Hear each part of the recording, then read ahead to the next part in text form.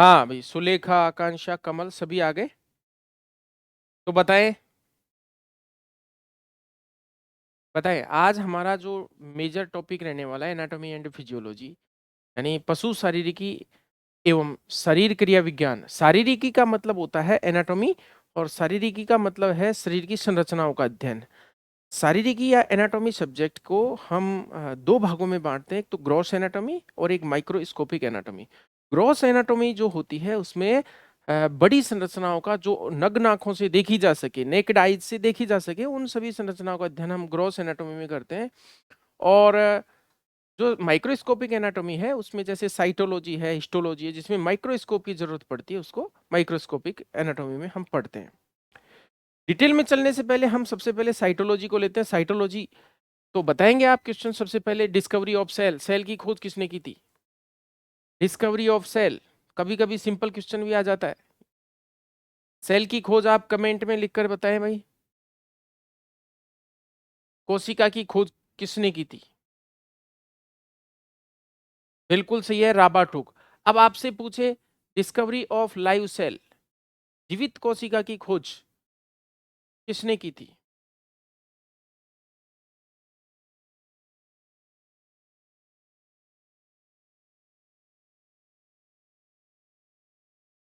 बिल्कुल सही है, ल्यूमेनहॉक। और देखिए, जो बच्चे आज नए जुड़े हैं उनको बता दें, आप शॉर्ट में आंसर दे सकते हो। शुभम, आकांक्षा, आप शॉर्ट में आंसर दे सकते हो। जैसे ल्यूएन हॉक है तो आप इस तरह से एल एच लिख दोगे, तो हम समझ जाएंगे कि आपको आता है। बिल्कुल। नेक्स्ट क्वेश्चन रहेगा, father of Indian cytology. Father of Indian cytology बताएं भाई। फादर ऑफ इंडियन साइटोलॉजी आप बताएंगे? नहीं बता पा रहे? हाँ, डॉक्टर ए के शर्मा। ए के शर्मा, बिल्कुल। आप फैन हो, बहुत अच्छी बात है। हाँ। हाँ, अगला प्रश्न है मेरा, यहां से थोड़ा मैं हट करके पूछ रहा हूं। Father of extension in India. Father of extension education in India.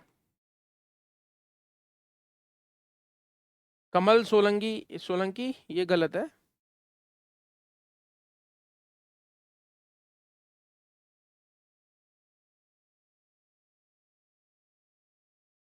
हाँ भाई, आर के रंजन नहीं है भाई, पवन।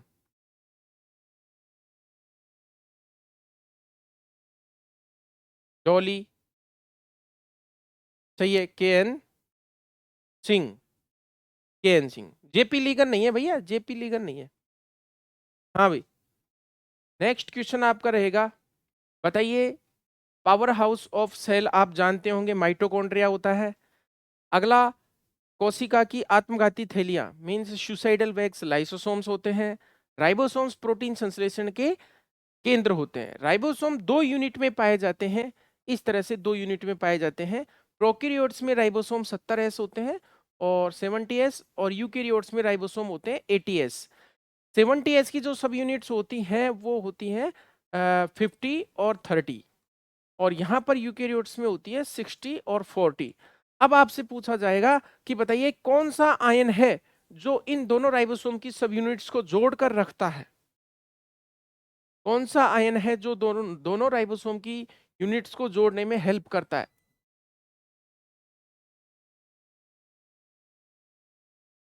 कौन सा धात्विक आयन है? विच मेटेलिक आयन?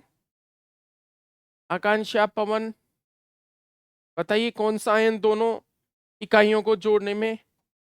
अच्छा, कुछ लिखा नहीं जा रहा है, डैश डैश आ रहा है। कमल, ठीक है, मैग्नीशियम आयन हम बता देते हैं आपको। हाँ बिल्कुल, पवन ने लिख दिया, दिलखुश ने लिख दिया।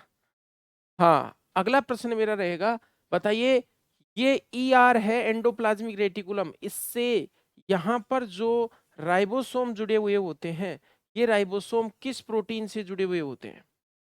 ईआर की सतह पर जो राइबोसोम जुड़े हुए होते हैं, यहाँ पर कौन सी प्रोटीन होती है? कौन सी प्रोटीन होती है? हाँ बिल्कुल अजय शर्मा, राइबोफ्लाविन प्रोटीन होती है। नेक्स्ट क्वेश्चन आप बताएंगे, नेक्स्ट क्वेश्चन आप बताएंगे। हाँ भाई, अगला प्रश्न आपके लिए है, कौन सा कोशिकांग, कौन सा सेल ऑर्गेनेल है जो सेल डिवीजन में हेल्प करता है? सेल डिवीजन, कोशिका विभाजन में कौन सा कोशिकांग हेल्प करता है? कोशिका विभाजन में कौन सा कोशिकांग सहायता करता है?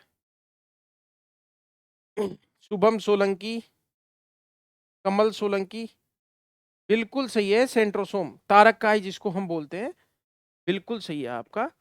हाँ भाई, अगला क्वेश्चन रहेगा आपके लिए, माइटोकॉन्ड्रिया नामकरण किसने किया था? माइटोकॉन्ड्रिया नामकरण, नोमेनक्लेचर माइटोकॉन्ड्रिया किसने किया था नामकरण? दिलखुश, शुभम, दीपक, माइटोकॉन्ड्रिया सी बेंडा, बिल्कुल सही है। अगला मेरा क्वेश्चन है आपसे, बताइए गुणसूत्र नामकरण किसने दिया किया था? गुणसूत्र नाम किसने रखा था? गुणसूत्र नामकरण किसने किया था?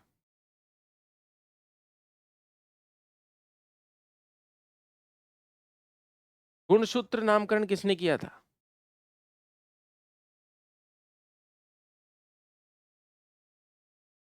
भाई कुलदीप, या एलआईसी भर्ती की मत पूछो, यहाँ पर एवीएफओ का चल रहा है अगर आपको।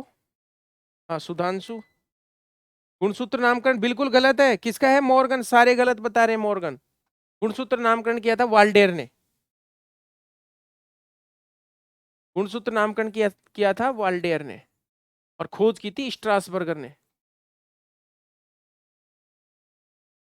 हाँ, साक्षी गौतम वाल्डेयर। ठीक है भाई, आप लोग बिल्कुल भी सीरियस होकर के क्वेश्चंस का आंसर दीजिए, हम आपको कुछ चीजें बताएंगे भी साथ में। इसका मतलब ये नहीं है आप, हाँ जो आता है सही, जिसको कॉन्फिडेंस है। हाँ बताइए, न्यूक्लियोलस यानी केंद्रिका की खोज किसने की थी? केंद्रिका की खोज बताएंगे आप?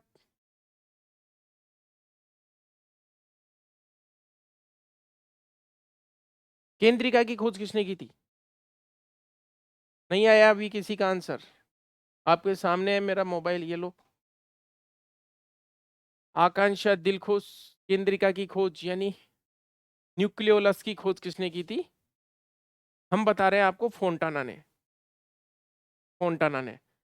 देखिए साइटोलॉजी का ब्रीफ रिवीजन देखिए, ये सेल है, सेल में ये न्यूक्लियस है, इसे सेल मेम्ब्रेन कहते हैं, जो बाहर आउटर जो लेयर होती है, सेल की कवरिंग जो कि सुरक्षा करती है कोशिका की, फास्फोलिपिड और प्रोटीन की बनी होती है,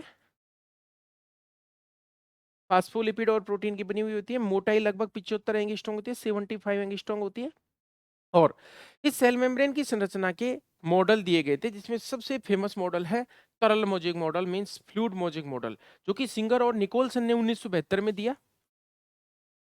ये सिंगर और निकोलसन का जो मॉडल है वो सबसे फेमस है या सबसे मान्य है, सबसे मान्य मॉडल है सेल मेम्ब्रेन की स्ट्रक्चर का।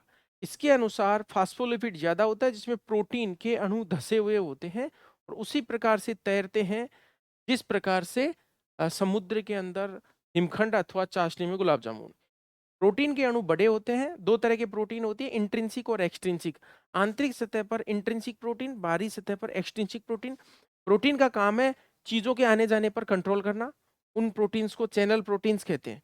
अब देखिए यहाँ पर कुछ कोशिकांग होते हैं, जैसे यहाँ माइटोकॉन्ड्रिया है, माइटोकॉन्ड्रिया के बारे में हम आपको बताते हैं।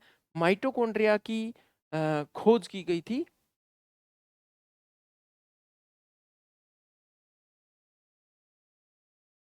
आल्टमान, आल्टमान, नामकरण किया था इसका बेंडा ने।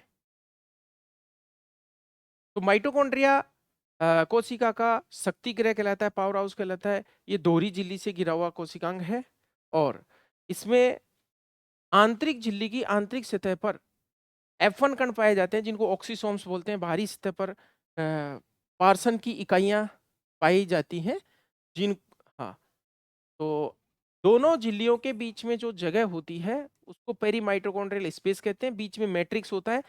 माइटोकॉन्ड्रिया में क्रेब्स साइकिल चलता है, क्रेब्स चक्र की क्रिया संपन्न होती है माइटोकॉन्ड्रिया में। और माइटोकॉन्ड्रिया उन कोशिकाओं में ज्यादा संख्या में पाया जाता है जिनमें पावर का काम होता है, मीन्स तुरंत शक्ति चाहिए, जैसे कीटों की रेखित पेशियां हैं या फिर उड़न पेशियां हैं या फिर हार्ट की मसल्स है, मीन्स लाल पेशी तंतुओं में माइटोकॉन्ड्रिया की संख्या ज्यादा होती है। अगला हम कोशिकांग की बात करें, ये केंद्रक है। केंद्रक दोहरी झिल्ली से डबल मेम्ब्रेन से घिरा हुआ कोशिकांग होता है। इसकी में 4 कंपोनेंट्स होते हैं। देखिए ये अंदर ये न्यूक्लियोलस केंद्रिका, और इसमें भरा हुआ जो द्रव होता है ये केंद्रक द्रव जिसको हम न्यूक्लियोप्लाज्म भी कहते हैं, न्यूक्लियोप्लाज्म। और ये केंद्रक झिल्ली होती है जिसको न्यूक्लियर लेमा भी कहते हैं केंद्रक की। और ये अंदर ये धागे नुमा संरचना होती है, इसको बोलते हैं हम क्रोमेटिन मटेरियल। ये क्रोमेटिन मटेरियल मेटाफेज अवस्था में एक स्पष्ट गुणसूत्रों का निर्माण कर लेता है। क्रोमेटिन मटेरियल बिल्कुल क्लियर कट ऐसे ऐसे हो जाता है ये इस तरह से, सेल सेल डिवीजन की मेटाफेज अवस्था। तो केंद्रक को कोशिका का हम सेंटर भी बोलते हैं, इसको ब्रेन भी बोलते हैं, इसको कोशिका का सूचना का ग्रह भी कहते हैं, मीन्स मस्तिष्क सूचना का संग्रहालय या कंट्रोलर भी कहते हैं, क्योंकि इस केंद्रक या न्यूक्लियस है पूरी कोशिका को नियंत्रित करता है।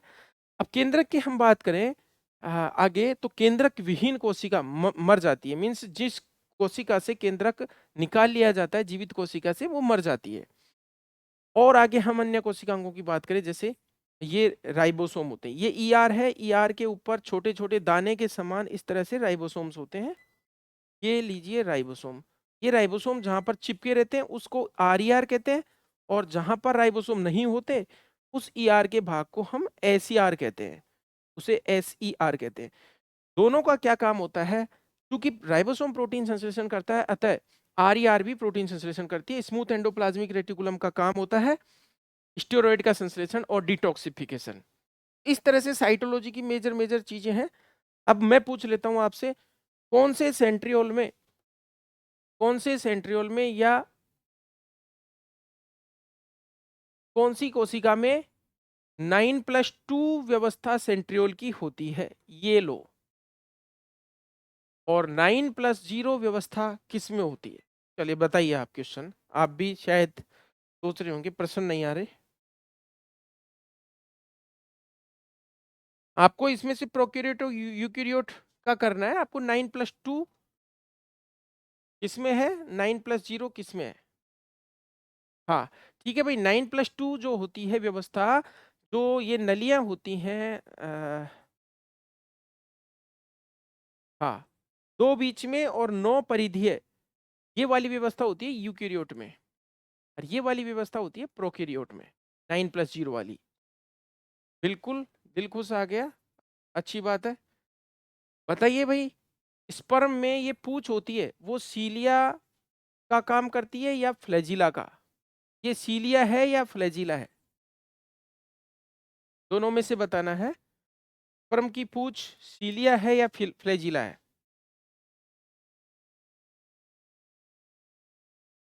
फ्लैजिला है, बिल्कुल सही है। शुभम का गलत है, सीलिया नहीं है भैया। देखो आपको अभी कंसेप्ट ही क्लियर नहीं है। कोशिका के ऊपर छोटी छोटी ऐसी संरचनाएं पाई जाती हैं, इनको हम सीलिया कहते हैं। और कोशिका में जब बड़ी इस तरह की संरचना पाई जाती है, इसको बोलते हैं हम फ्लैजिला। फ्लैजिला का मतलब होता है कसाबिका, और इसका मतलब होता है पक्षमाबिका। सीलिया बहुत सारे पाए जाते हैं, बैक्टीरिया में भी पाए जाते हैं, शरीर में भी कई जगह सीलिया पाए जाते हैं। फ्लैजिला जो होती है स्पर्म में ही या फिर जीवाणुओं में एक या दो होती हैं जो बड़ी होती है, जिसमें लहरदार गति होती है, जो इसको आगे बढ़ाने में सहायता करती है। जैसे स्पर्म के की पूंछ स्पर्म की एक तरह की फ्लैजिला होती है। चलिए अगला बताइए, कौन सी अवस्था में गुणसूत्र सर्वाधिक स्पष्ट दिखाई देते हैं? कोशिका विभाजन की कौन सी अवस्था में गुणसूत्र सर्वाधिक स्पष्ट दिखाई देते हैं? सर्वाधिक स्पष्ट गुणसूत्र सर्वाधिक स्पष्ट कौन सी अवस्था में दिखाई देते हैं? मेटाफेज, बिल्कुल कैलाश सही है, मेटाफेज अवस्था में। बताइए कौन सी अवस्था में गुणसूत्र आधे रह जाते हैं? गुणसूत्र आधे कौन सी अवस्था में रह जाते हैं? कौन सी अवस्था में गुणसूत्रों की संख्या आधी रह जाती है? हाँ, एनाफेज। जो अर्धसूत्री विभाजन होता है, मियोसिस होता है, उसमें आधे गुणसूत्र रह जाते हैं, कौन सी? एनाफेज अवस्था में। हाँ भाई, टीलोफेज में नहीं रहते भाई, एनाफेज में रह जाते हैं। एनाफेज में हो जाते हैं। टीलोफेज में तो क्या होता है, वापस से सेल मेम्ब्रेन बन जाती है और एक से दो सेल बन जाती है इस तरह से। हाँ, टीलोफेज को हम रिवर्स प्रोफेज भी कहते हैं। टीलोफेज का ही नाम है रिवर्स प्रोफेज। नेक्स्ट आपका क्वेश्चन रहेगा, गुणसूत्र पर जो पाई जाती है झिल्ली, क्रोमोसोम के ऊपर जो मेम्ब्रेन पाई जाती है, इस मेम्ब्रेन को क्या बोलते हैं और किसकी बनी होती है? दोनों प्रश्नों का एक साथ जवाब देंगे। गुणसूत्र पर पाई जाने वाली झिल्ली को हम क्या कहते हैं और ये किसकी बनी होती है? किसकी बनी होती है? गुणसूत्र पर एक पतली परत पाई जाती है जिसको लोकेस सैनी कहा गया। हाँ, हाँ, बिल्कुल पेलिकल आकांक्षा कहा गया। 75-57 कैलाश कुशवाहा छत्तीसगढ़, दीपक सिंह दिनकर। ये पेलिकल होती है और पेलिकल किसकी बनी होती है? ये प्रोटीन की बनी होती है। ये प्रोटीन की बनी होती है। नेक्स्ट अपना क्वेश्चन रहेगा, हाँ, गुणसूत्र का इस तरह का सिरे वाला फूला हुआ भाग क्या कहलाता है? जैसे आपके सामने है, इस तरह से सिरे वाला फूला हुआ भाग होता है क्रोमोसोम का, ये क्या कहलाता है? इस तरह का फूला हुआ कॉर्नर वाला भाग होता है, सिरे वाला भाग होता है। अरे भाई पवन, एक्रोसोम थोड़ी होता है, एक्रोसोम तो स्पर्म में पाया जाता है। ये कौन है एक्रोसोम? टीलोमियर कहलाता है ये। स्पर्म का थोड़ी पूछ रहा हूं। आप लोगों को यही नहीं होश है कि प्रश्न क्या किया जा रहा है? क्रोमोसोम का क्वेश्चन है, आप आंसर दे रहे हो तो स्पर्म, क्योंकि ऐसी आकृति आपने स्पर्म की देखी है और देखी नहीं है। हमने जब क्रोमोसोम बोला है तो क्रोमोसोम का आंसर दीजिए। नेक्स्ट आपके साथ क्वेश्चन रहेगा, हाँ, अगला क्वेश्चन आपका ये है कि बताइए, घाव भरने में कौन सा सेल डिवीजन होता है? घाव भरने में कौन सा कोशिका विभाजन होता है? घाव भरने में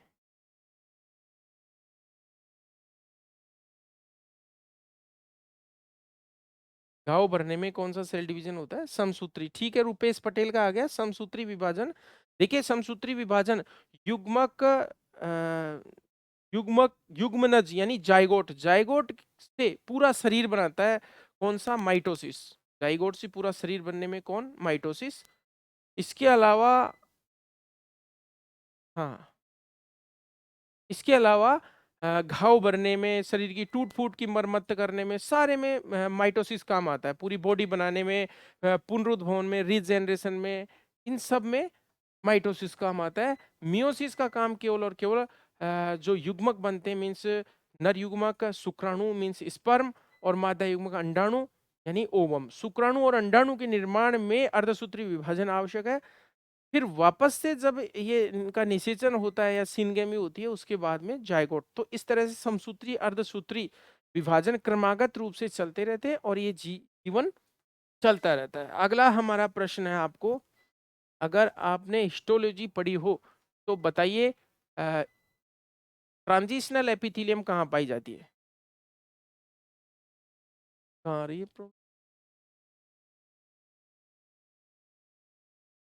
ट्रांजिशनल एपिथेलियम कहाँ पाई जाती है? ट्रांजिशनल एपिथेलियम को हम हिंदी में बताते हैं,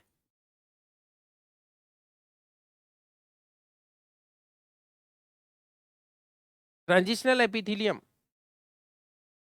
बताएंगे? यूट्रस में नहीं है भैया। हाँ, यूट्रस में नहीं, यूरिनरी सिस्टम में। रागिनी का सही है, यूरिनरी सिस्टम में जहां पर खिंचाव होता हो, जहां पर खिंचाव होता हो वहां पर ट्रांजिशनल एपिथेलियम पाई जाती है। बिल्कुल शुभम का गलत है, नहीं पाई जाती। बोमन संपुट में नहीं पाई जाती, बोमन कैप्सूल में। हाँ, खिंचाव सहन करने की जहाँ क्षमता हो, जैसे यूरिनरी ब्लैडर है या फिर यूरिथ्रा है, यूरेटर है, ऐसी जगह पर ये पाई जाती है। अगला हमारा क्वेश्चन आपके लिए रहेगा, हाँ, बताइए भाई, किडनी, किसकी किडनी त्रिपालित होती है? ट्राइलोब्ड। त्रिपालित किडनी बताइए। ट्राइलोब्ड किडनी किसकी होती है? शुभम, कृष्णा, पाटीदार, अजय बताइए।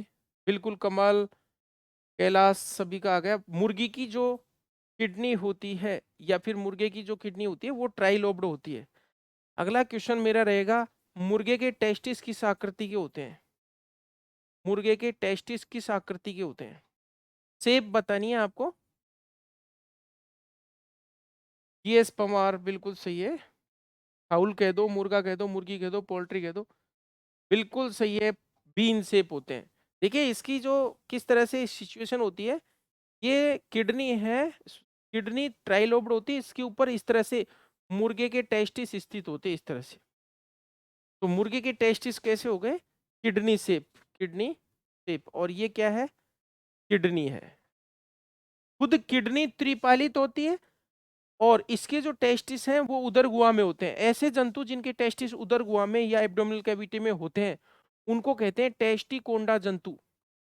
उनको टेस्टिकोंडा कहते हैं। टेस्टिकोंडा का उदाहरण है मुर्गा, हाथी और व्हेल। मुर्गा, हाथी और व्हेल टेस्टिकोंडा के उदाहरण है। अगला हमारा प्रश्न रहेगा आपसे, कौन सा जानवर रट प्रदर्शित करता है? रट। विच एनिमल शोज रट सिम्टम्स? विच एनिमल शोज रट सिम्टम्स? बिल्कुल सही है, कैमल। यानी ऊंट रट प्रदर्शित करता है। रट में क्या होता है? हाँ, हाँ बिल्कुल, सभी का, साक्षी, विशाल, पवन, सभी का आ गया, सोनू, सभी का आ गया।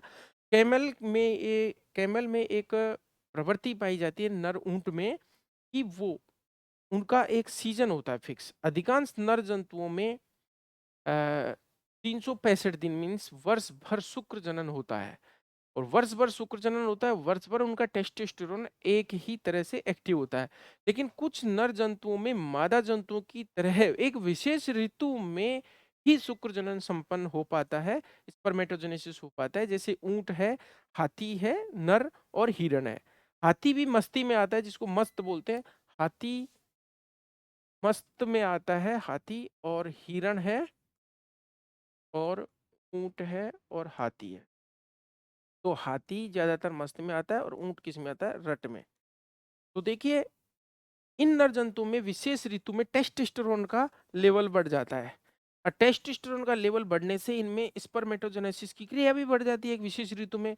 तो ये जो ऊंट होता है इसका नवंबर से लेकर के और मार्च तक विशेष समय होता है, जिसमें मीन्स लगा करके दिवाली से और होली, ये हीट जैसे लक्षण प्रदर्शित करता है। जिस तरह से मादा हीट में आती है उस तरह से नर हीट जैसे लक्षण, ना कि ट्रू हीट होती है। तो इसको हम रट कहते हैं। रट के समय ऊंट अपने सॉफ्ट पैलेट को बाहर निकाल लेता है, और सॉफ्ट पैलेट को बाहर निकाल करके और गर्गलिंग साउंड करता है। सॉफ्ट पैलेट को मुंह से बाहर निकाल लेता है, इस तरह की एक स्ट्रक्चर। और और बाहर निकालने के बाद कौन सी साउंड करता है? गर्गलिंग साउंड करता है। तो ये सॉफ्ट प्लेट बाहर निकाला, इस संरचना को कहते हैं गुल्ला। कैमल के प्रश्न भी काफी इंपॉर्टेंट है। बिल्कुल ठीक है, आप लोग समझ पा रहे हैं। और ये सब काम होता है टेस्टोस्टेरोन के कारण। और ये समय होता है ऊंट का मीटिंग करने का। अगला प्रश्न मेरा रहेगा आपसे, ऊंट किस प्रकार का, ऊंटनी किस प्रकार का जंतु है? पहला ऑप्शन रहेगा आपका स्पॉन्टेनियस ओव्यूलेटर, स्पॉन्टेनियस ओव्यूलेटर। और दूसरा ऑप्शन है आपके पास इंड्यूस्ड ओव्यूलेटर, इंड्यूस्ड ओव्यूलेटर। बताइए दोनों में से किस प्रकार का ओव्यूलेशन होता है ऊंटनी में? ऊंटनी को हम सैंड या मैया कहते हैं, MAIYA, मैया, सैंड या मैया टेक्निकल भाषा में। हाँ, लोकेश, सनी, मुकेश, आकांक्षा, इंड्यूस्ड ओव्यूलेटर होता है। ठीक है भाई। प्रेरित अंडोत्सर्गी बोलते हैं इसे, प्रेरित अंडोत्सर्गी। प्रेरित अंडोत्सर्गी वे जंतु होते हैं जिनमें अंडोत्सर्ग के लिए पहले मेटिंग की क्रिया आवश्यक होती है। ऊंट में जो मेटिंग की क्रिया होती है उसे हम लखाने कहते हैं। और लखाने के बाद क्या निकलता है? ओवम निकलता है। तो ठीक इसी प्रकार के जैसे 2-3 जंतु होते हैं, जैसे रैबिट है, रैबिट भी इसी प्रकार का है, खरगोश भी, बिल्ली है, कैट, ये भी क्या है, इंड्यूस्ड ओव्यूलेटर है, बंदर भी इसी तरह का होता है, मंकी, फीमेल मंकी, इनमें क्या होता है, मेटिंग की क्रिया हो गई, मेटिंग की क्रिया के बाद ओव्यूलेशन होता है, जिससे निषेचन के चांसेस बढ़ जाते हैं, फर्टिलाइजेशन के चांसेस बढ़ जाते हैं। अगला प्रश्न मेरा रहेगा आपसे, बताइए, हाँ, सामान्यतः क्रिप्टो ऑर्गेनिज्म किन जंतुओं में ज्यादा पाया जाता है? क्रिप्टो ऑर्गेनिज्म, क्रिप्टो ऑर्गेनिज्म किस प्रजाति में सर्वाधिक पाया जाता है? Crypto organism. सोनू, सिंगाड़, मुकेश, आकांक्षा, अजय, शुभम, डॉक्टर साहब, त्यागी जी, सुधांशु, हेमा, अजय, दिलखुश, लोकेश, रूपेश, पवन, डॉली, साक्षी, पवार, मुकेश, दिलखुश, हॉर्स, बिल्कुल सही है। सबसे ज्यादा क्रिप्टो ऑर्गेनिज्म किस में होता है? हॉर्स में, घोड़े में। बताइए, सबसे ज्यादा मैंडिबल फ्रैक्चर किस में होता है? मैंडिबल फ्रैक्चर, मैंडिबल फ्रैक्चर सबसे ज्यादा किस में? हाँ भाई, लोकेश पूछ रहे हैं ऊंट मींगना ही क्यों करता है। देखिए, कैमल के जो, हाँ,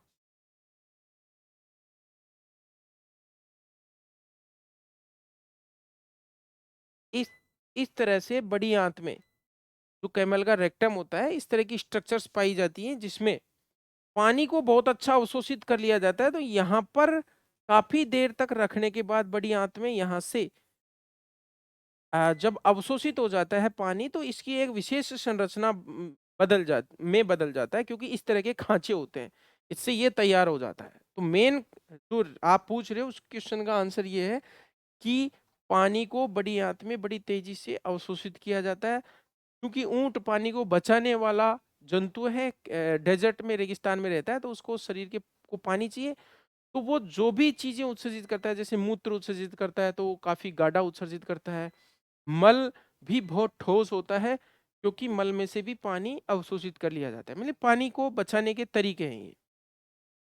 हाँ भाई, अगला प्रश्न मेरा था, वो आंसर आ गया उसका कि भाई पेनिस का फ्रैक्चर सबसे ज्यादा किस में होता है? अच्छा, मैंडिबल फ्रैक्चर होता है किसमें?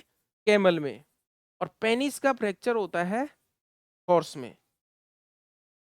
घोड़े में पेनिस का फ्रैक्चर सबसे ज्यादा होता है, और मैंडिबल का फ्रैक्चर किसमें सबसे ज्यादा होता है?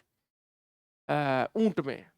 बताइए, मैंडिबल फ्रैक्चर के ट्रीटमेंट को बताइए, ऊंट में क्या करते हैं?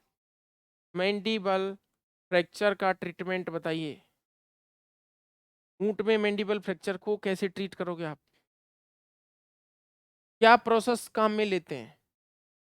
चलिए हम ही बता देते हैं, डेंटल वायरिंग। कमल सोलंकी सही है भाई, कॉपर से डेंटल वायरिंग कर देती है। अगला प्रश्न बताइए, स्पेइंग जो ऑपरेशन है, स्पेइंग किसमें सबसे ज्यादा किया जाता है? स्पेइंग सबसे कॉमन किसमें है? शुभम, सोलंकी, आशीष, हेमा, स्पेइंग किसमें किया जाता है सबसे ज्यादा? हाँ भाई, बीच, बीच, स्पेइंग की जाती है बीच में। हाँ भाई, बीच बोलो, बीच, बीच में की जाती है, कुतिया में की जाती है। और स्पेइंग ऑपरेशन में क्या होता है? ओवेरियो हिस्टेरेक्टोमी। ओवेरियो हिस्टेरेक्टोमी का मतलब है ओवरी को निकालना और साथ में यूट्रस को भी निकाल लिया जाता है, दोनों को निकाल लिया जाता है। इस सर्जरी को स्पेइंग कहते हैं। और इससे कुतिया को प्रजनन के अयोग्य बनाया जाता है, स्टेराइल बनाया जाता है बिच को। और इसका जो, हाँ, उद्देश्य जो है, मेन टारगेट ये है, एबीसी प्रोग्राम, या फिर कुत्ते को कुत्ते की संख्या बढ़ने से रोकना, मीन्स कुत्तों की संख्या पर नियंत्रण करना। क्योंकि आपको पता है डॉग एक ऐसा जानवर है, पालतू जानवर है, लेकिन जब इसकी संख्या बढ़ जाती है तो ये रेबीज और काफी घातक बीमारियां इधर से उधर करता है। तो इस वजह से कुत्तों की संख्या को नियंत्रित किया जाता है। अगला प्रश्न हमारा रहेगा आपसे, बताइए, ट्विच का उपयोग किसमें किया जाता है? ट्विच, ट्विच, ट्विच का उपयोग किसके रिस्ट्रेनिंग में किया जाता है? सबसे ज्यादा स्विच सर्वाधिक किसमें काम में ली जाती? कमल आ गया, बिल्कुल सही है, हॉर्स में। हॉर्स को नियंत्रित करने में स्विच काम आती है सबसे ज्यादा। अगला हमारा प्रश्न है, गाय का तापमान बताइए सेंटीग्रेड में। केटल का टेम्परेचर बताइए किसमें? डिग्री सेंटीग्रेड में।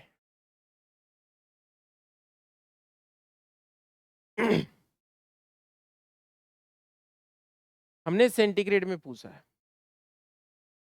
ये सोनू बिल्कुल गलत है, ये कैसे 37 थोड़ी?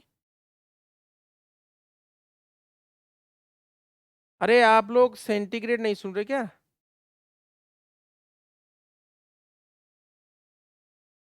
हाँ भाई, ऐसे ही आइडिया लगा रहे हो भाई, है ना? एग्जैक्टली exactly, देखिए डिग्री सेंटीग्रेड का फॉर्मूला होता है F-32/9 इंटू 5। ठीक है, लगभग गाय का तापमान होता है 39 डिग्री सेंटीग्रेड, लगभग लगभग। हाँ। नेक्स्ट हमारा, हाँ 38 से ऊपर है भाई, 38 एग्जैक्ट नहीं है, 38 एग्जैक्ट नहीं लिख सकते हम, 38 से 39 के बीच होता है। तो ये नेक्स्ट हमारा क्वेश्चन रहेगा आपसे, बताइए व्हाइट मीट किसके मांस को कहते हैं? व्हाइट मीट, ये क्वेश्चन मेरा बताया हुआ है इसलिए वापस से पूछ रहा हूँ, किस किस को ध्यान रहता है? हाँ, और रेड मीट किस किस के मांस को कहते हैं?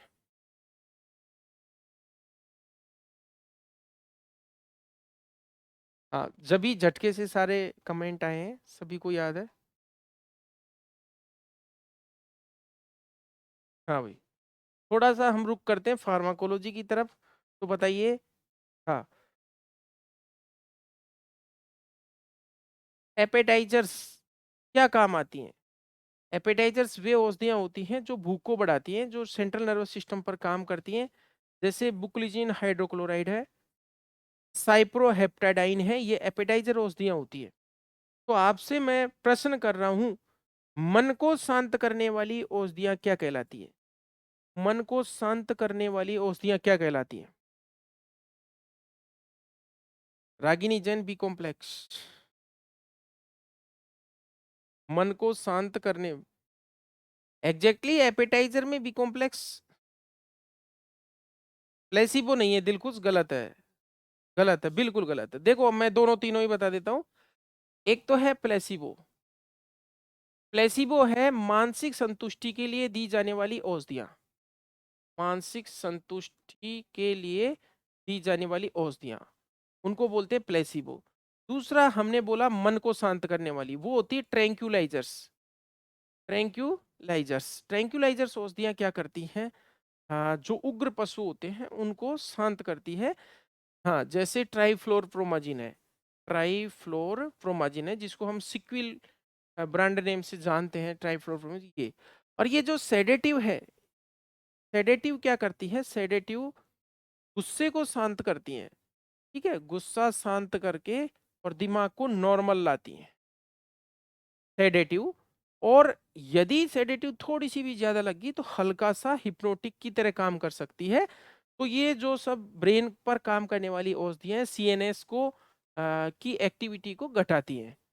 सेडेटिव से ज्यादा हैवी होती है हिप्नोटिक, और हिप्नोटिक से ज्यादा होती है नार्कोटिक, और नार्कोटिक से ज्यादा होती है एनेस्थेटिक, और एनेस्थेटिक्स के बाद हो जाता है यूथेनेशिया। तो देखिए, जब बहुत ही कम मात्रा में सेडेटिव, थोड़ा सा ज्यादा हिप्नोटिक जो निद्रा अर्धनिद्रा की स्थिति पैदा करने वाली और गहरी नींद में लाने वाली नार्कोटिक, और एनेस्थेटिक मीन्स बेहोशी करने वाली, इस तरह की बेहोशी जिसमें सर्जरी की जा सके। और यूथेनेशिया मीन्स सुख में मृत्यु, जब हम किसी भी एनेस्थेटिक की डोज ज्यादा दे देते हैं पशु को तो उसका मेडुला ऑब्लांगेटा का पैरालिसिस हो जाता है, जिससे उसकी रेस्पिरेशन बंद हो जाती है, रेस्पिरेशन सीज होने से उसकी डेथ हो जाती है तुरंत।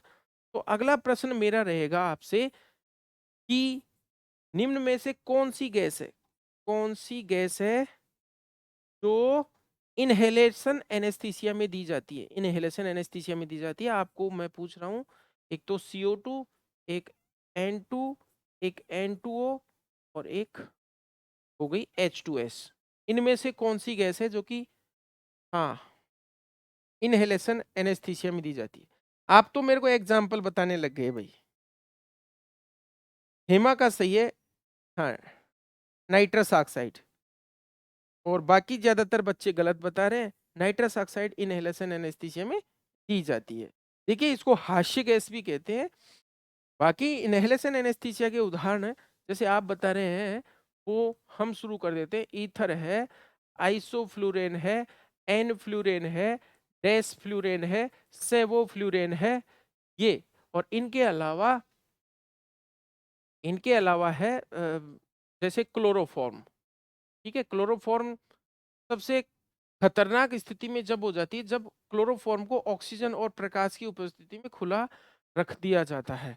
जब क्लोरोफॉर्म को प्रॉपर रूप से सील करके और एम्बर कलर की बोतल या डार्क कलर की बोतल में नहीं रखते, तब क्लोरोफॉर्म ऑक्सीजन और लाइट की उपस्थिति में रिएक्ट करके फास्जीन गैस बनाती है। और फास्जीन गैस जो होती है ये बहुत ही खतरनाक गैस है, इससे मृत्यु हो जाती है। जिसको हम एनेस्थीसिया देंगे, भरोसे में हम क्लोरोफॉर्म के रहेंगे, चलिए उसके शरीर में फास्जीन जाएगी जिससे उसकी डेथ हो जाएगी।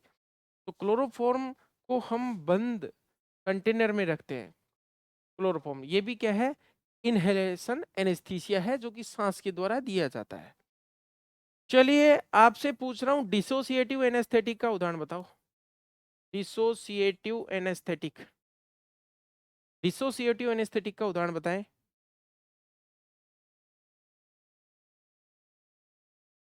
किसी का भी आंसर नहीं आ रहा है। डिसोसिएटिव एनेस्थेटिक का उदाहरण बताएं। हाँ रागिनी का आ गया, बिल्कुल टिलाटामिन है, कीटामिन है, बहुत अच्छी बात है कीटामिन। कीटामिन जो है ये डिसोसिएटिव एनेस्थेटिक है, सभी का आंसर सही है बिल्कुल। नेक्स्ट मेरा क्वेश्चन आपसे रहेगा, हाँ प्री एनेस्थेटिक के रूप में, प्री एनेस्थेटिक के रूप में क्या देते हैं हम, क्या क्या देते हैं? शॉर्ट में बता सकते हो आप, प्री एनेस्थेटिक के रूप में सबसे ज्यादा काम में क्या लेते हैं या क्या क्या देते हैं?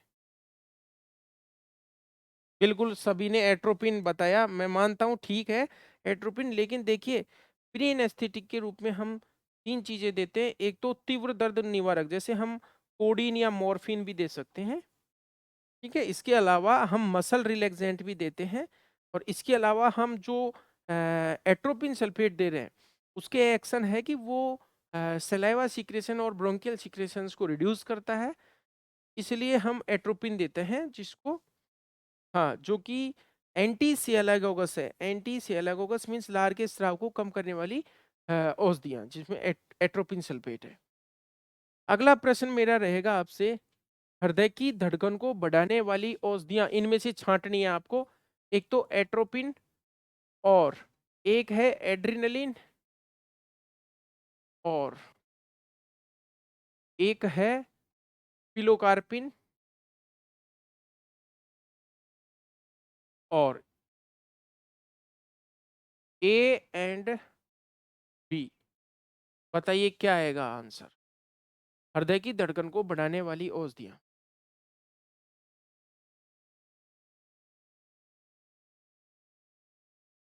ए एंड बी, एट्रोपिन भी बढ़ाती है और एड्रिनलिन भी बढ़ाती है। हाँ भाई, अगला हमारा प्रश्न आपसे है, पिलोकार्पिन, पिलोकार्पिन का स्रोत बताएं, किससे प्राप्त होता है पिलोकार्पिन? पिलोकार्पिन जो है एक एल्केलॉइड है, पिलोकार्पिन का स्रोत बताएं। पिलोकार्पिन जो एल्केलॉइड है कहाँ से प्राप्त होता है, किससे प्राप्त होता है? बिल्कुल गलत है कमल, धतूरे से नहीं मिलता। धतूरे से जो मिलने वाले एल्केलॉइड है, देखिए धतूरे का नाम है एट्रोपा बेलाडोना, एट्रोपा बेलाडोना। और इससे मिल, ये सोलेनेसी कुल का एक पौधा है, सोलेनेसी कुल का एक पौधा है। और इससे जो प्राप्त होता है, एक तो एट्रोपिन प्राप्त होता है और एक हायोसाइमिन प्राप्त होता है। एट्रोपिन हायोसाइमिन दोनों ही एल्केलॉइड क्या करते हैं ये आंख की पुतली को चौड़ा करते हैं, मीन्स माइड्रेटी का काम करते हैं। इंटेस्टाइन को की जो मोटेलिटी है उसको घटाते हैं दोनों ही, इससे स्पाज्म को कम करते हैं। और तीसरा इनका हार्ट पर फंक्शन होता है, हार्ट की जो एक्टिविटी है, क्रियाशीलता है या हृदय की धड़कन दर है, उसे ये बढ़ा देते हैं। ये तीन काम होते हैं एट्रोपिन और पिलोकार्पिन को। और चौथा काम है ब्रोंकियल सिक्रेशन है, सेलाइवरी सिक्रेशन है, मिल्क सिक्रेशन है, शरीर का किसी भी प्रकार का सिक्रेशन हो उस सिक्रेशन को ये कम करने का काम करते हैं। तो देखिए ये अगर ज्यादा मात्रा में ले लेते हैं तो डेथ हो जाती है। जैसे शिव जी का छोटे मोटे नशे काम नहीं करते तो ये धतूरा खाया जाता है। धतूरा काफी पॉइजनस होता है। इसके बीच हम बात कर रहे थे पिलोकार्पिन का स्रोत, तो पिलोकार्पिन का स्रोत है पिलोकार्पस जाबोरांडी। पिलोकार्पस जाबोरांडी एक पौधा है, उससे प्राप्त होता है। चलो हम आपसे एक अच्छा क्वेश्चन पूछ लेते हैं। आपको पता है शतावरी, शतावरी और जीवंती दोनों को दूध बढ़ाने के लिए दिया जाता है। दोनों जो जड़ी बूटियां हैं, जो दोनों क्रूड ड्रग्स हैं, उनको पशुओं के दूध बढ़ाने के लिए यानी गैलेक्टोकोकस के रूप में इस्तेमाल किया जाता है। बताएं इनके बॉटनिकल नेम क्या क्या है। शतावरी का बताइए पहले, पहले आप बताएं शतावरी का बॉटनिकल नेम बताइए। बिल्कुल, गुड मॉर्निंग ब्रजेश दिलखुश, बताएं शतावरी का बॉटनिकल नेम। नहीं आ रहा किसी का आंसर?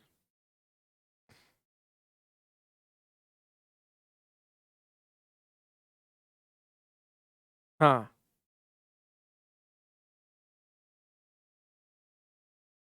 ठीक है, हम बता देते हैं। बिल्कुल आर्या का आ गया, एस्परगस रोसी racemosus. Asparagus racemosus, asparagus racemosus. और जीवंती का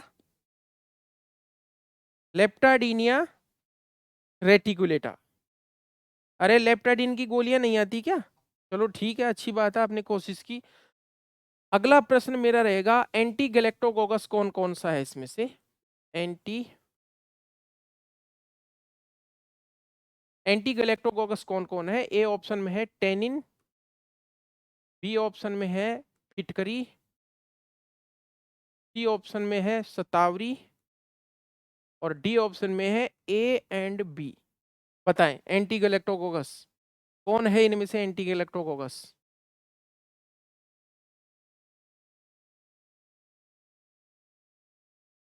हाँ सभी का आ गया ये वाला आंसर। मीन्स टेनिन जो होते हैं, जैसे बबूल की पत्तियों में, खेजड़ी की पत्तियों में, इनमें टेनिन पाए जाते हैं, आक की पत्तियों में।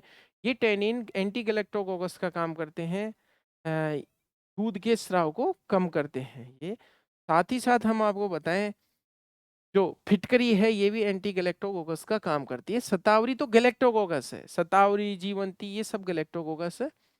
अगला आपसे प्रश्न हमारा रहेगा, हाँ भाई बताइए, आयरन टॉक्सिसिटी में, एफी टॉक्सिसिटी में एंटीडोट बताइए। एफी की पॉइजनिंग हो जाए, मींस लोहे से, जो लोहे की पॉइजनिंग से जो ग्रसित पशु है उसको एंटीडोट के रूप में आप क्या दोगे?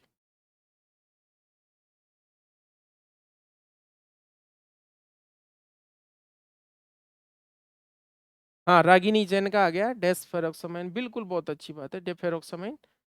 ठीक है भाई, दोनों बच्चों का सही है, रागिनी और डॉक्टर जीएस पंवार का। डेफेरोक्सामाइन, ध्यान रखना भाई, डेफेरोक्सामाइन। अगला मेरा प्रश्न रहेगा, बताइए कॉपर पॉइजनिंग में एंटीडोट के रूप में आप क्या दोगे? कॉपर पॉइजनिंग में एंटीडोट के रूप में आप क्या दोगे?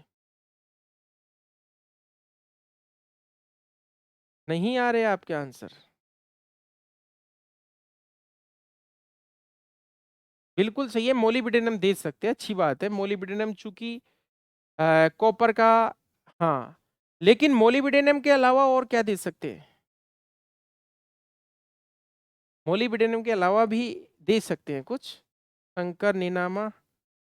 नहीं भाई, मोलिब्डेनम तो आप सभी ने बता दिया। डी पेनी सिलामाइन, हाँ कमल, वेरी गुड, कमल बहुत अच्छी बात है। डी पेनिसिल, आशीष का भी आ गया, डी पेनिसिलामाइन दे सकते हैं, राहुल राणा, बहुत अच्छी बात है। अगला मैं आपसे पूछता हूं, बताइए BAL, ब्रिटिश एंटी लिविसाइट, ये किसकी पॉइजनिंग में देते हैं? आपके पास सामने ऑप्शन है, पहला ऑप्शन है आर्सेनिक की पॉइजनिंग में, दूसरा ऑप्शन है लेड की पॉइजनिंग में, सी है कोई भी भारी धातु, कोई भी हैवी मेटल, और डी है ऑल, डी है ऑल। देखिए वापस से सुन लीजिए, बाल मींस ब्रिटिश एंटी लिविसाइट है, ये किस में दे सकते हैं, किसकी पॉइजनिंग में? आर्सेनिक, लेड और कोई भी भारी धातु और ऑल। बिल्कुल सही है, ऑल, सभी में, कोई भी हैवी मेटल में हम बाल दे सकते हैं ब्रिटिश एंटी लिविसाइट। अंग्रेजों ने मींस ये द्वितीय विश्व युद्ध के आसपास बनी हुई एक गैस लिविसाइट, जो कि बहुत ही जहरीली गैस थी, उस लिविसाइट के असर के को खत्म करने के लिए ये ब्रिटिश एंटी लिविसाइट नाम की एक एंटीडोट डेवलप की थी, और वो आज भी चल रहा है, हेवी मेटल पॉइजनिंग में, भारी धातुओं की विषाक्तता में काम में आता है। अगला आप प्रश्न बताएंगे, बताइए वे औषधियां जो चूहों को मारती हैं या चूहों को मारने के लिए काम में लिए जाने वाले विषैले पदार्थ, विषैले पदार्थ क्या कहलाते हैं? हाँ भाई, बिल्कुल आशीष का आ गया, रोडेंटिसाइड, रोडेंटिसाइड सबसे ज्यादा काम में आने वाला है zinc phosphide, zinc phosphide, zinc phosphide जो रोडेंटिसाइड है वो सबसे ज्यादा काम में आता है चूहों को मारने में। बाकी तो देखिए ANTU है, अल्फा नेफ्थाइल थायोरिया है, और एक प्याजी आती है, लाल प्याजी, या स्क्विल, स्क्विल बोलते हैं जिसको, ये सब चूहों को मारने में या रोडेंट्स को मारने में काम आते हैं। रोडेंट्स की क्या खास बात होती है? रोडेंट्स के इंसाइजर जीवन भर वृद्धि करते हैं, जीवन भर बढ़ते रहते हैं, जो अग्रदांत हैं ये, और ये बैठ करके और खाली समय में अपने इंसाइजर्स को घिसते हैं, जिसको हाँ, जिसको बोलते हैं हम उतरना, या फिर दांतों को घिसना, ग्नाइंग एनिमल्स, ग्नाइंग एनिमल्स बोलते हैं इनको। अगला प्रश्न आपका रहेगा, बताइए क्लॉज ग्रेजर कौन सा जंतु है? क्लॉज ग्रेजर, क्लॉज ग्रेजर कौन सा जंतु होता है? हमारे जो डोमेस्टिक एनिमल्स हैं, गाय भैंस भेड़ बकरी ऊंट, उनमें से क्लॉज ग्रेजर कौन है? बिल्कुल कमल का आ गया सबसे पहले आंसर।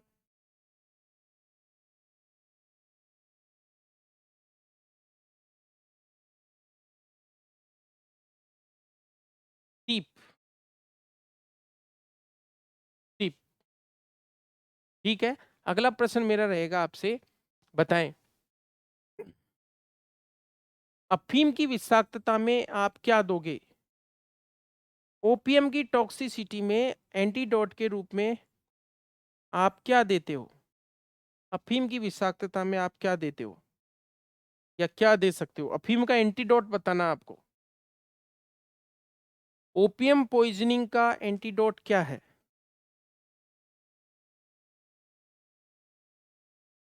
भाई आपके कमेंट्स नहीं आ रहे।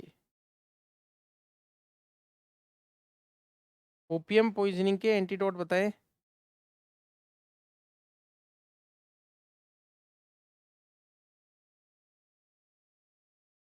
KMnO4 देखिए पोटेशियम परमैंगनेट है, उसको ज्यादातर काम में ले सकते हो आप, ज्यादातर जो पेड़ पौधों से होने वाली विषाक्तताएं हैं इनमें आप ले सकते हो काम में। लेकिन प्रॉपर पॉइजनिंग की बात करें अफीम की, तो देखिए नेलोक्सोन आपने सुना होगा, नेलोक्सोन, आर्या, हाँ भाई नेलोक्सोन, रागिनी बिल्कुल सही है, नेलोक्सोन काम आता है। नेक्स्ट मेरा क्वेश्चन है, जो ज्वार में कौन सा एक ग्लाइकोसाइड होता है, इस ग्लाइकोसाइड की वजह से साइनाइड पॉइजनिंग हो जाती है, साइनाइड पॉइजनिंग हो जाती है। ज्वार में एक कौन सा ग्लाइकोसाइड होता है उसकी वजह से साइनाइड पॉइजनिंग हो जाती है?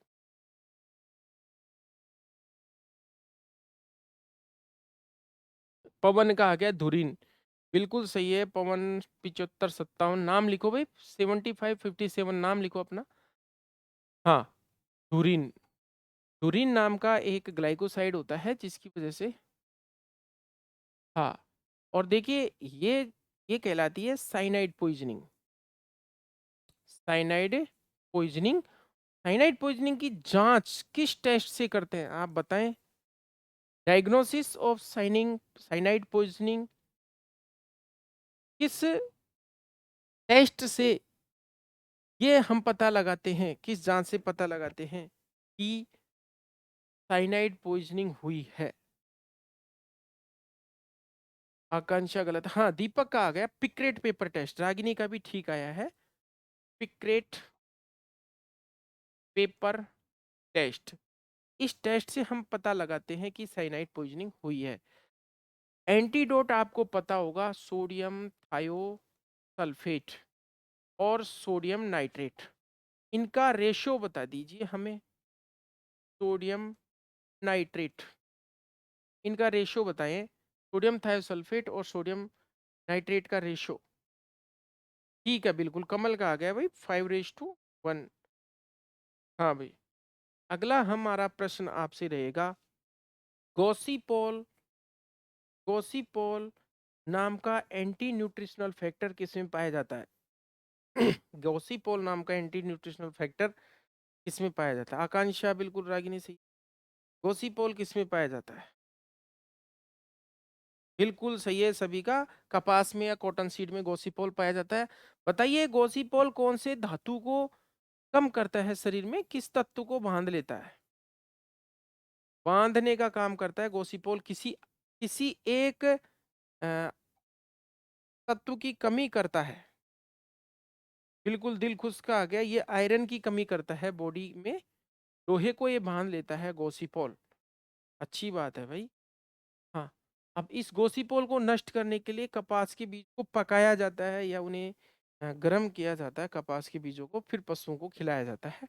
कपास को खिलाने का उद्देश्य होता है गैलेक्टोकोकस का काम करता है। कपास दूध का स्राव भी बढ़ाता है, ठीक प्रोलैक्टिन की तरह दूध का संश्लेषण भी ये कपास बढ़ाता है। इस वजह से दुधारू पशुओं को कपास को ज्यादा खिलाया जाता है।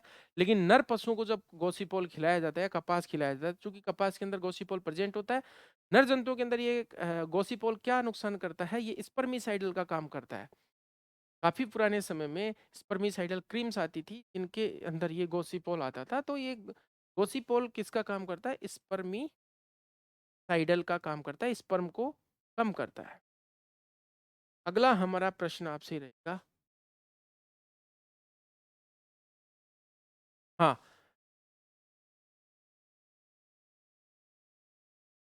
अब हम एक क्वेश्चन, दो क्वेश्चन सर्जरी से लेते हैं। बताइए रूमन, रूमन में आपको शूचरिंग करनी है या रूमेनोटोमी में आपको शूचरिंग करके रूमन को क्लोज करना है, तो बताइए कितने नंबर का कैटगट आप काम में लोगे? कितने नंबर का कैटगट रूमन की शूचरिंग में या रूमन को क्लोज करने में, कितने नंबर का कैटगट आप काम में लोगे? 5 नंबर का कैटगट काम में लेते हैं। देखिए कैटगट, कैटगट की शुरुआत होती है 11/0, 10/9/0। ये सबसे बारीक होता है कैटगट, इस तरह से 8/0 और 3/0 और ये 0 1 2 3 4 5, इस तरह से कैटगट होता है। सबसे मोटा थिकेस्ट कैटगट ये है और सबसे बारीक वाला ये है। इस वाले का जो डाया होता है वो 4 mm होता है। ये मोटा कैटगट होता है। ठीक है, काफी मोटा होता है ये। अगला प्रश्न आपसे हमारा रहेगा। हाँ, बताइए डी स्प्रिंग क्या है? डी स्प्रिंग किसका सर्जिकल रिमूवल है? किसको सर्जरी द्वारा हटाना डी स्प्रिंग कहलाता है? किसको सर्जरी द्वारा हटाना डी स्प्रिंग कहलाता है? हाँ बिल्कुल, फाउल में कुछ होता है। फाउल बोल रहे हो आप, फाउल को ही हटा देंगे क्या काट के? रुपेश, कमल, हाँ स्पर को हटाना। देखिए पक्षियों में अग्रपाद में मीन्स जो पंखों में रूपांतरित हो जाते हैं उनमें 3 अंगुलियां अग्रपाद में होती है और पश्चपाद में होती है, ऐसे 4 अंगुलियां। इसमें 3 आगे होती है और एक पीछे होती है। तो देखो पक्षियों का जो पंजा या फिर हम मुर्गे का पंजा देखें तो इस प्रकार से होता है, एक पीछे की तरफ होती है इस तरह से। और पंजे के ऊपर यहाँ पर एक नुकीला सा प्रवर्ध रहता है जिसको हम स्पर कहते हैं, ये स्पर है। और ये स्पर बोनी होता है, हड्डी से बना होता है, बोनी प्रोसेस होती है। और ये असील जो नस्ल का मुर्गा है उसमें ये ज्यादा डेवलप होता है। और ये असील नस्ल का मुर्गा है, ये कॉक फाइटिंग के लिए फेमस है, मुर्गों की लड़ाई के लिए फेमस है। ये इस पर ज्यादा डेवलप होता है और इस स्पर को सर्जिकली रिमूवल किया जाए, इसे काट कर हटाया जाए, क्योंकि अन्य जानवरों के पंजा मारता है मुर्गा, अन्य पक्षियों के सॉरी, तो उसको बोलते हैं हम ये डी स्प्रिंग। अब हम आपसे पूछ रहे डबिंग किसका ऑपरेशन है, DUBBING, डबिंग किसके लिए किया जाता है? डबिंग डबिंग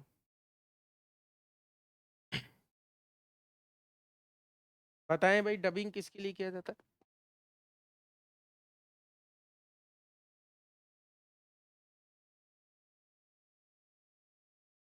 बिल्कुल सही है, कॉम्ब को हटाना डबिंग कहलाता है, कलंगी को हटाना। कलंगी जो कहाँ पर पाई जाती है, सिर पर पाई जाती है यहाँ पर। तो सर्जिकली रिमूवल क्यों किया जाता है? क्योंकि जिन क्षेत्रों में ज्यादा बारिश होती है यहाँ पर पानी की बूंदें लगातार पड़ती है, फंगस से लग जाती है, फंगल इन्फेक्शन हो जाता है। तो माइकोसिस, फंगल इन्फेक्शन को माइकोसिस, माइकोसिस बचाव के लिए कॉम्ब को सर्जिकली हटा दिया जाता है, इसे बोलते हैं डबिंग वाला ऑपरेशन। अब आप बताएंगे डी बिकिंग जाती है, डी बिकिंग। ठीक है, आंसर नहीं आ रहे क्या? हाँ ठीक है, डी बिकिंग मुर्गी की चोंच को कैलाश कुशवाहा, कमल, रागिनी का आ गया। अब तो पवन, आकांक्षा, बी है, रुपेश, आर्या, आकांक्षा, शंकर, नीनामा। देखिए डी बिकिंग मतलब चोंच को हटाना। चोंच को हटाते क्यों है? क्यों? चोंच से मुर्गी कैनाबोलिज्म प्रदर्शित करती है, स्वय जाति भक्षण, अपनी ही जाति की को चोंच से मारकर और उन्हें घायल कर देना। कि मुर्गी कंप्लीट मारकर खा नहीं जाती है। कैनाबोलिज्म प्रॉपर रूप से पाया जाता है इन्फेंटोफेजिया के रूप में, और जो कि सुअरी और कुतिया में पाया जाता है। सुअरी और कुतिया पूर्ण छोटे बच्चे को, कुत्ते को वो खा जाती है अपने शरीर की कार्बोहाइड्रेट, प्रोटीन और अन्य खनिजों की आवश्यकताओं की अर्ली स्टेज में। लेटर स्टेज में नहीं, जब बड़ा हो जाता है नहीं खाती है। सुअरी और कुतिया मींस बिच एंड सो अपने ही पप्स को खा जाती है, उसको इन्फेंटोफेजिया कहते हैं। और इन्फेंटोफेजिया कैनाबोलिज्म का एक प्रकार है। कैनाबोलिज्म का मतलब होता है स्वय जाति भक्षण, अपनी ही जाति के मारकर खाना स्वय जाति भक्षण कहलाता है। साथ ही साथ आपको एक प्रे वाला सिस्टम बताएं, यदि अन्य जाति के को मारकर खाता है तो वो होता है उसका शिकार, स्वय जाति भक्षण होता है कैनाबोलिज्म। ठीक है, तो ये डीबी किंग मुर्गी एक दूसरे को क्या कर देती है, घायल, जब उन्हें भीड़ भाड़ में रखा जाता है तो उस डी कर दी जाती है। डबिंग हो गया। और डी स्प्रिंग, इस पर को हटाना।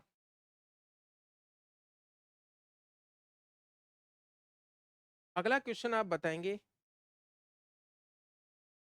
हम अब सब्जेक्ट चेंज करते हैं, सब्जेक्ट लेते हैं जेनेटिक्स।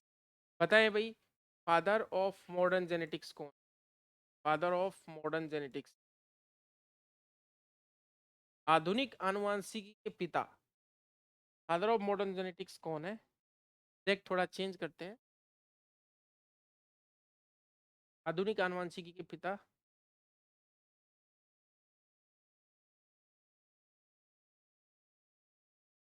आप सभी फेल होने वाले हो। हमने आपसे आधुनिक पूछा है और आप मॉर्गन बता रहे हो। मॉर्गन तो एक्सपेरिमेंटल जेनेटिक्स के फादर है। बेटसन, अब आया दीपक शर्मा, अब याद आई इनको। आधुनिक आनुवंशिकी के पिताजी हैं बेटसन। प्रतीक साल्वी, मेंडल तो फादर ऑफ जेनेटिक्स हैं, फादर ऑफ जेनेटिक्स है मेंडल, मेंडल यानी ग्रिगेर जोहेन मेंडल। हाँ, फादर ऑफ जेनेटिक्स है मेंडल, और फादर ऑफ मॉडर्न जेनेटिक्स है मॉडर्न एम बेटसन, और फादर ऑफ एक्सपेरिमेंटल जेनेटिक्स है कौन? मॉर्गन। तो मॉर्गन ने संलग्नता की खोज भी की। हाँ, प्रश्न हमारा रहेगा, उत्तर आपका रहेगा, बताएं अपूर्ण प्रभाविकता यानी इनकम्प्लीट डोमिनेंस की खोज किसने? इनकम्प्लीट डोमिनेंस, अपूर्ण प्रभाविकता की खोज किसने? पवन कुमार लोधी, कमल, कितने बच्चे हो, अपूर्ण प्रभाविकता यानी इनकम्प्लीट डोमिनेंस की खोज बताएं किसने की और किसमें की थी?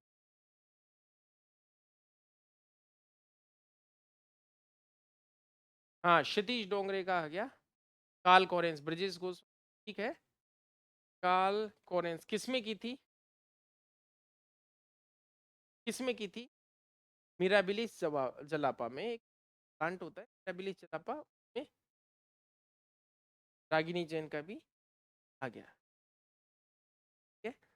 अब बताएं सहलग्नता या लिंकेज की खोज किसने? सहलग्नता, बिल्कुल ब्रजेश, सहलग्नता लिंकेज की खोज किसने की थी? बताएं भाई, सहलग्नता की खोज या लिंकेज की खोज मॉर्गन ने, ठीक है। अभी अभी बताया था आप लोग। हाँ, देखिए मैं आपको बताता हूँ, एक गुणसूत्र पर रैखिक क्रम में ये क्रोमोसोम है, मान पर इस तरह से रैखिक क्रम में क्या होती है, जीन स्थित होती है, जीन्स है, क्या है, और ये है क्रोमोसोम। अब यहाँ पर जिस स्थान पर ये जीन है, स्थान को कहते हैं हम लोकस, को कहते हैं लोकस। देखिए आसपास जो स्थित जीन होती है उनको अगली पीढ़ी साथ जाने की टेंडेंसी रहती है, साथ जाने की प्रवृत्ति, और इस साथ जाने की प्रवृत्ति को हम क्या कहते हैं, लग्नता कहते हैं। और सहलग्नता का जो अपवाद होता है, इसका अपवाद होता है, वो होता है क्रॉसिंग ओवर। तो आप बताएं क्रॉस ओवर का मतलब, और क्रॉसिंग ओवर पहले तो बताएं किस फेज में होता है, सेल डिवीजन की किस फेज में क्रॉसिंग ओवर पाया जाता है? सेल डिवीजन की कौन सी फेज में क्रॉसिंग पाया जाता है?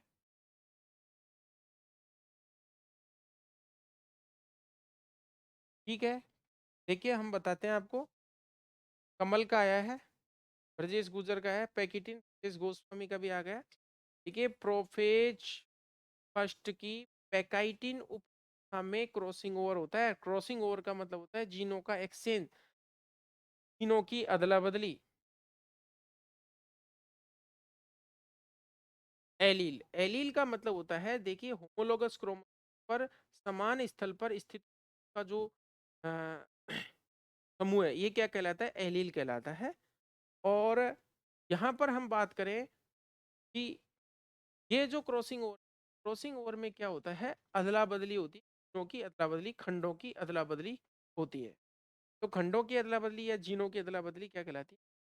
अब हम आपसे पूछते हैं आनुवंशिकी का भौतिक आधार बताएं आप, आनुवंशिकी का भौतिक आधार, फिजिकल बेसिस ऑफ इनहेरिटेंस। प्रश्न सिंपल सा आ गया, आनुवंशिकी का भौतिक आधार बताएं।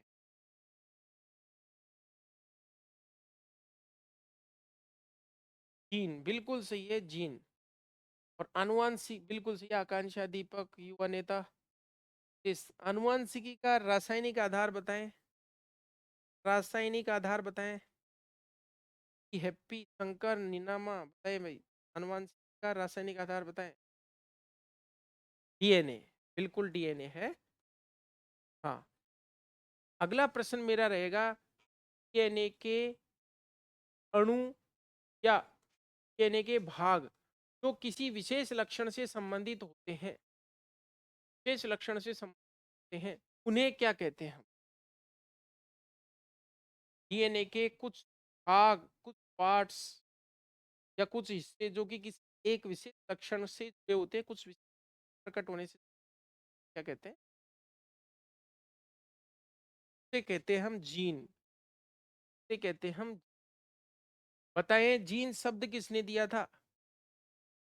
शब्द किसने दिया था जी? बताएं भाई, जीन शब्द आपके सामने बिल्कुल। ब्रजेश, ठीक है, ये तो पुराना वाला आंसर हो गया आपका। हाँ, जोहेंसन ने दिया था। अब आगे सभी के कमेंट। तीन शब्द दिया था जोहेन, और आनुवांशिकी शब्द दिया था 1906 में। आनुवांशिक वर्ड है, यानी जेनेटिक्स वर्ड है, वो दिया था किसने? जोहेंसन। सॉरी, आनुवांशिकी वर्ड दिया था बेटसन ने। बेटसन ने 1900 में। अब हम आपसे प्रश्न करते हैं, बताइए हेट्रोसिस शब्द किसने दिया? हेट्रोसिस, या फिर जिसको हाइब्रिड विग्योर कहते हैं, हाइब्रिड विग्योर, ये वर्ड किसने दिया? ये शब्द किस? बिल्कुल आर्या का आ गया। सल ने दिया था, शुभम पाटीदार कांग्रेस, सल ने दिया। ये वर्ड दिया था सल। हेट्रोसिस शब्द दिया था SHU, सल ने दिया। ठीक है, अच्छी बात है। देखिए, मैं आपसे कुछ फिक्स डिस्कस करता हूँ। पीढ़ी दर पीढ़ी माँ बाप के लक्षण, माता पिता के लक्षणों का अपनी संतान में दर पीढ़ी यानी अनुवांशिकता, ये आनुवंशिकता। और जब बच्चों में कुछ लक्षण अलग आ जाते हैं तो उन्हें कहते हैं विभिन्नता, यानी वेरिएशन। यानी बच्चों में माँ बाप से हटकर के कुछ प्रकट हो जाते हैं, क्योंकि हमें पता है किसी भी कोई भी बच्चा अपने माँ बाप की या अपने पूर्वजों की ट्रू कॉपी नहीं होता। कॉपी इसलिए नहीं होता कि कुछ उसमें परिवर्तन आ जाते हैं, यानी कुछ विभिन्नताएं आ जाती है। और इन्हीं हेरिडिटी और वेरिएशन को मिला करके हम जेनेटिक्स कहते हैं। Means genetics is equal to heredity plus variation. Heredity भी अब कई प्रकार की होती है, जो आनुवांशिकता है, जो लक्षणों को जानने की प्रवृत्ति है। और वेरिएशन भी कई प्रकार की होती है। वेरिएशन यानी विभिन्नता, विभिन्नता जैसे फिनोटाइपिक वेरिएशन हो गई, बाहरी वातावरण के कारण हो जाती है, और कई बार जीन्स के कारण हो जाती है, जेनेटिक वेरिएशन। तो हम सीधे जहाँ से उठते हैं वहां की बात करते हैं। हाँ, GH सल ने दिया था, ठीक है भाई। हाँ, प्रश्न हम आपसे बताएं आप। सहलग्नता में तीनों के बीच की दूरी है, वो किस में मापते हैं?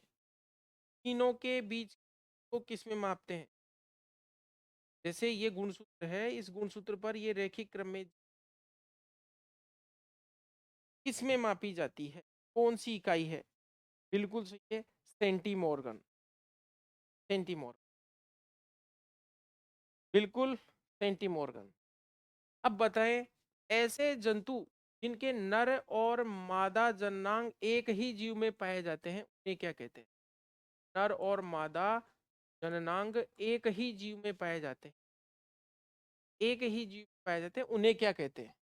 साक्षी गौतम, राजेश, डॉक्टर GS पवार, बताए नर और मादा किसी एक ही दोनों के जननांग पाए जाए तो उसे क्या कहते हैं? Technical hermaphrodite.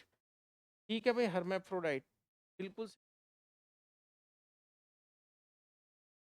हर्मेफ्रोडाइट कहते हैं उसे। अगला मेरा प्रश्न रहेगा, हाँ, एक जीव में एक जीव में नर और मादा जैसे लक्षण, दोनों जैसे लक्षण दिखें, किसी जीव के फिनोटिपिक कैरेक्टर्स यदि मेल और फीमेल जैसे हों, नर और मादा जैसा दिखे कोई जीव बाहर से, तो उसे क्या कहेंगे हम?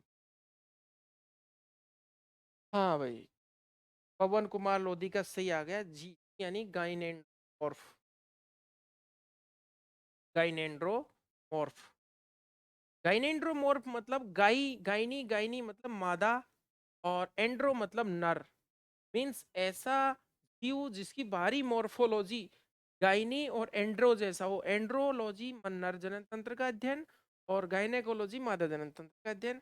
तो यानी नर और मादा दोनों के लक्षण दिखे तो उसको, हाँ। रागिनी जैन का गलत है भाई। गायनेकोमेस्टिया क्या होता है देखिए, गायनेकोमेस्टिया हम बता देते हैं आपको।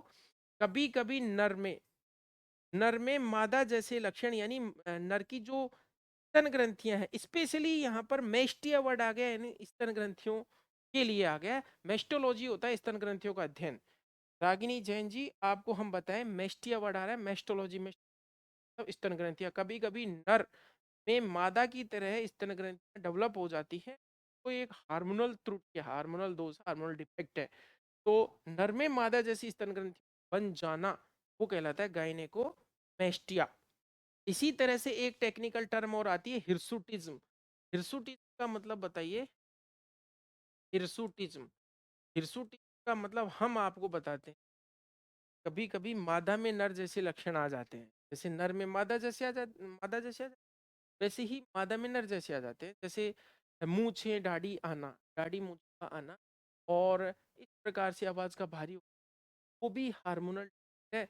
अब हम आपको बता दें कि टेस्टोस्टेरोन, एस्ट्रोजन और प्रोजेस्टेरोन, ये जो सेक्स हार्मोन्स होते हैं, ये हार्मोन्स और सिर्फ गोनाड से ही सीक्रेट नहीं होते, जननांगों से ही, प्राथमिक जनन अंगों से ही नहीं होते, अंडाशय और वृषण से ही नहीं होते, ये साथ में किडनी के ऊपर पाई जाने वाली एड्रिनल ग्लैंड के कॉर्टेक्स भाग से भी सीक्रेट होते हैं।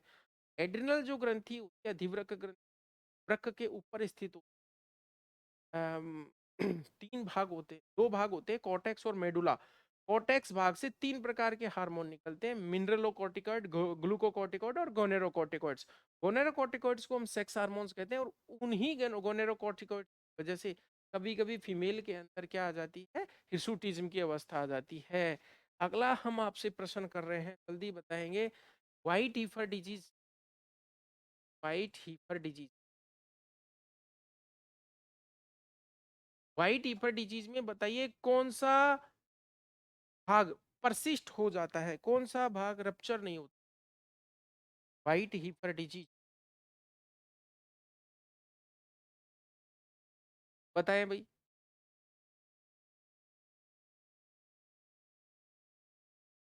इसका जो टेक्निकल नेम है, इसको बोलते हैं परसिस्टेंट हाइमन, परसिस्टेंसी हाइमन। अपने डोमेस्टिक एनिमल्स में क्या होता है, हाइमन है फर्स्ट मीटिंग में या टू सफलतापूर्वक पति। तो इस रोग को, समस्या को कहते हैं व्हाइट हीफर डिजीज, व्हाइट हीफर डिजीज या परसिस्टेंट हाइमन वाली समस्या। तो इससे क्या नहीं हो पाती, मीटिंग, मीटिंग नहीं हो पाती। अब आपसे हम पूछ रहे हैं, बीट पाश्चर डिजीज के साथ नाम मिलता जुलता है, Pasteur disease, beat Pasteur disease. देखिए शुभम सोलंकी पूछ रहा है आपकी बुक का पार्ट कवर करें, तो देखिए सबसे पहले आप जो वन लाइनर्स हैं उनको करने की कोशिश करें। यदि आपकी तैयारी, पूर्व तैयारी अच्छी है, यदि पूर्व है, तो आप अपने अकॉर्डिंग अपने स्वयं के नोट्स बनाएं। सबसे बड़ी बात, हाँ बिल्कुल, ग्रास टेटेनी आर्या का आंसर ठीक है।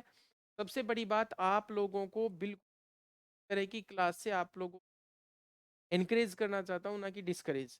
अगर किसी से क्वेश्चंस नहीं आ रहे हैं तो बिल्कुल तनाव नहीं लें, क्योंकि जो हो सकता है हम क्वेश्चंस पूछ बिल्कुल नहीं मिले।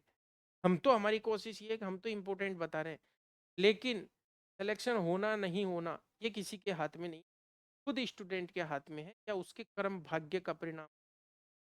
मेहनत सभी करते हैं और सफलता कुछ एक को मिलती है, लक का भी रोल होता है। तो ये अब समय कम है, उसमें हम प्रयास कर सकते हैं अच्छा वाला, बाकी हमारे हाथ में रिजल्ट नहीं होता ना। आप परिणाम की चिंता करें, परिणाम की चिंता नहीं करें, परिणाम ऑटोमेटिक तब होगा जो अच्छा होगा।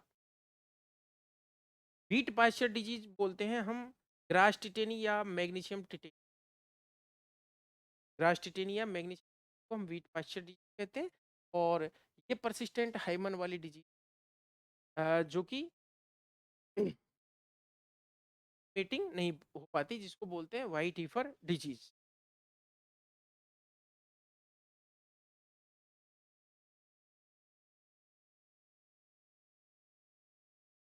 हाँ भाई, तो आज का सेशन हम शाम को एक बार और वापस लेने की कोशिश करेंगे। Thank you.